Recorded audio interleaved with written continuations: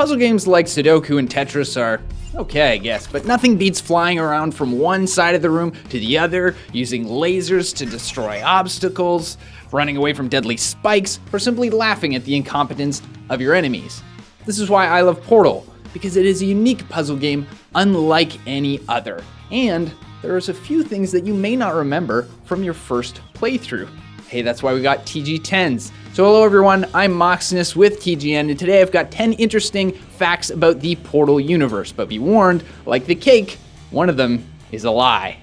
Watch to the end of the video and I'll reveal the truth there. All right, let's begin.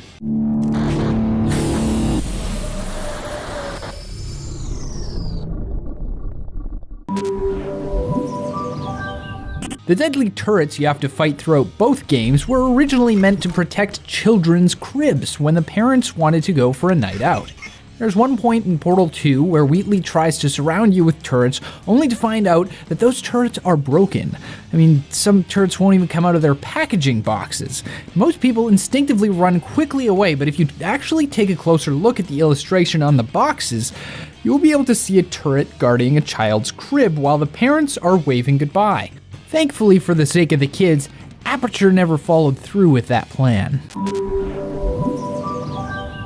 In Portal 2, if you have made it all the way to Puzzle Chamber 15 after Wheatley has taken over the facility, Wheatley realizes, as stupid as he is, that he hasn't made an exit or solution for the current puzzle chamber.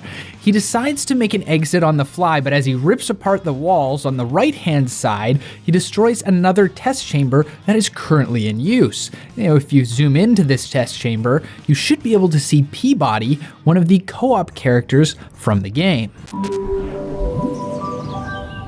In Portal 2, when you wake up for the very first time in the tutorial area, the game asks you to do a couple of things. One of them is jump, one of them is move around, and one of them is just stare at a painting.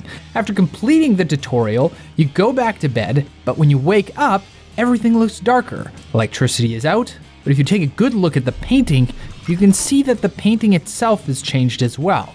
It is suddenly night. Creepy stuff. Wheatley isn't a very clever guy. He has the whole Aperture facility to himself, and, spoiler alert, throughout the entirety of Portal 2, he still was not able to kill you. So what do you do when all hope is lost and you've tried everything? Well, you can always try asking. After escaping Wheatley's deadly spikes once again, he pretty much gives up and just asks you to jump in the death pit. He even goes as far as saying that your parents are down in the pit already and that you should unite with them. That is harsh, but most players do it anyway. Why? Well, for the glory of secret achievements, that's why. Jump down and you'll receive a whopping 30 gamer score at the mere cost of, well, your life. In the 8th test chamber of Chapter 2, you're subjected to a new type of obstacle that you have not had a proper tutorial for. But before GLaDOS can explain the way it works, she has to go and fix some turbines. So she decides to give you the faster version. However, if you decided to record that footage and slow it down, there isn't much of an explanation. Instead, GLaDOS quotes a line from the book Moby Dick. Wait, this next test does require some explanation. Let me give you the fast version. There. If you have any questions, just remember what I said in slow motion. And methodically knocking people's hats off, then I get the scene as soon as I can. I guess she accidentally opened the wrong audio file. Chel's father used to work at Aperture, and when she was a child, he took her there on the Bring Your Daughter to Work Day. Now, there are multiple child experiments like a potato battery or a volcano made with baking soda, and one of those has the name Chel written on it. The reason her potato battery is the largest is because of the special ingredients from Dad's work. If the previous fact wasn't enough to blow your mind, try this. Before she died, GLaDOS actually used to be Chel's mother, but then she got uploaded into this giant robot thing and is now trying to kill her. GLaDOS's real name is Caroline, and she is mentioned multiple times throughout the game in the form of Easter eggs and talking turrets. She can even be seen in a portrait next to the owner of Aperture, Cave Johnson. But that is not all. this is more than just a portrait. It is a family portrait, which means that Cave Johnson, the owner of Aperture, is Chell's biological father. Caroline is her mother, and Chell is all the way on the left side of the portrait, hiding in the dark. Remember the ending that Portal 2 had with all the singing and dancing turrets? Quite the show, right? Those turrets must have been practicing very hard for that, and they did. In fact, if you load up the game at Chapter 3 and enter the 16th test chamber, you can use the lasers to destroy a turret hiding behind a grate. This destroys the grate as well, and once you pass through that grate, you can look down and see the turrets practicing the song that we all love and hate.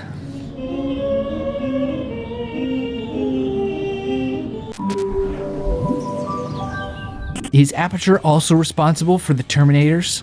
Of course not, that's Skynet, but there is evidence of a connection between the two.